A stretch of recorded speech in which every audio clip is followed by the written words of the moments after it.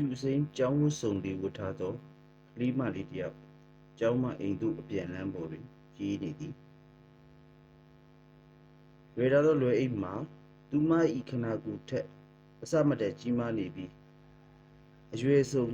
စာအုပ်များအပြည့်သိပ်ထည့်ထားသောကြောင့်လေးလံလုံးနေသဖြင့်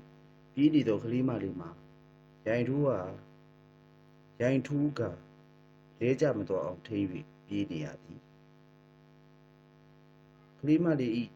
ကျောင်းအင်ကြီးတစ်ခုလုံးရေလောင်းထားသလိုချွေးများရွှဲဆိုက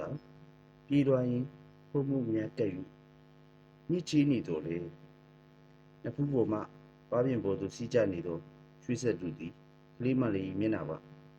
အပြုံးကိုမဖြတ်နိုင်လွယ်အိတ်ကလည်းလေးပြေးရတာလည်းမိုးလွန်းလာသဖြင့်အားကိုပြေးနေရမှပြေးတစ်ပိုင်းပုံစံဖြစ်သွားနေရင်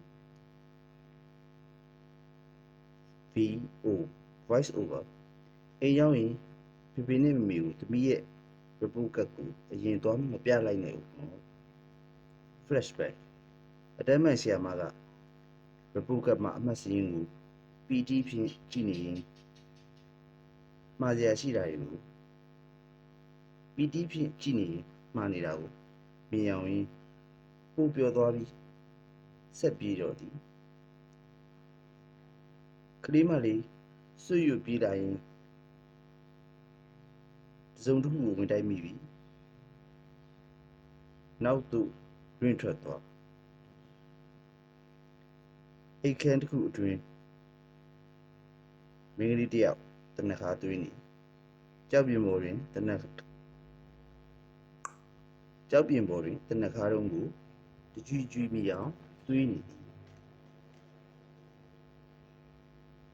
ယေစုနေသောထမိန်နှင့်ကပ်နေသောခန္ဓာကိုယ်လေးတစ်ခုတနခါသွေးနေသောစီးချက်အတိုင်းလှုပ်ရှားနေသည်Scene 1C အရှိန်နှင့်ပြေးလာသောကလေးမလေးကခန္ဓာကိုယ်အလွန်ကြီးမားသောမိမဝဝကြီးတင်ပါးကိုအရှိန်နှင့်မွေးဆောက်မိက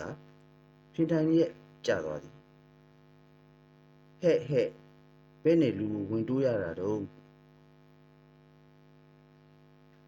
နာသွားပလားကလေးလို့မေးတာကိုကလေးမလေးက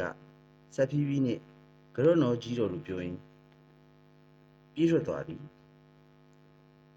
Scene 1D တိုက်ခန်းကိုတက်တဲ့လေကားတစ်တွေကိုကလေးပီပီအထစ်တွေကြော်ပြီးတက်လာတိုက်ခန်းကားမကြီးကိုတွန်းဖွင့်ပြီးဝင်လာရာအိမ်ရှိခန်းတွင်တယောက်မှမတွေ့သဖြင့်အိမ်ခန်းထဲရှိတယောက်ယောက်ကိုစနောက်ရင်ခြေဖွပြီးနင်းသွားသည်ခက်ဟာဟာဖြစ်နေသောအိမ်ခန်းတကားမှမျက်လုံးလေးတစ်စုံအခန်းထဲကိုချောင်းကြည့်လိုက်ရာအိမ်ခန်းထဲတွင်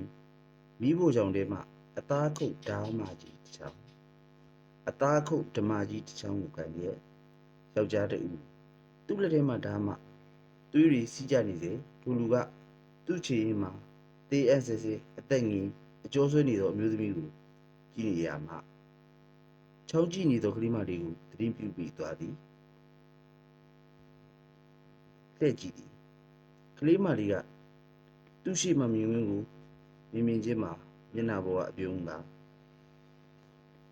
ရုပ်ခင်းအံ့ဩထိတ်လန့်သွားသည့်မျက်နှာဖြစ်သွားသည်ကလေးမလေးက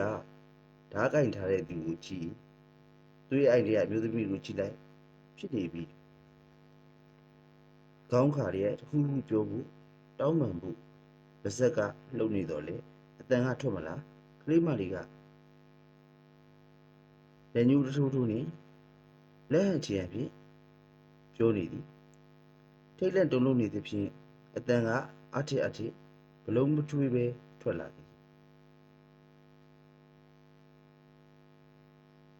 သူ့ကိုကြည့်ပြီးဓားကင်ထားတဲ့သူကနားလည်သွားသည့်ပုံစံသဘောတူတဲ့ပုံစံဖြစ်သွားပြီထမခုတော်ဘူးဆိုတဲ့သဘောခေါင်းညှိပြပြီးမှအမျိုးသမီးဘက်သို့ပြန်လှည့်လိုက်ကအားဖြင့်စင့်ကခုတ်နေတော့သည်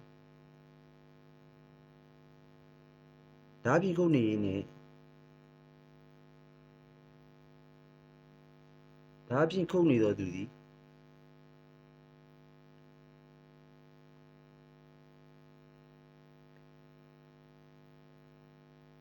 ဓာဖြင့်ခုတ်နေမှကလေးငယ်လေးများလို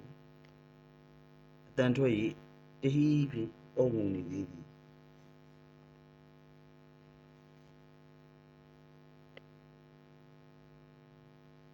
ကလေးမလေးမှာကြောက်ရွံ့ထိတ်လန့်စွာဖြင့်အာဟုတစ်လုံးသာပေါ်လိုက်နိုင်တော့သည်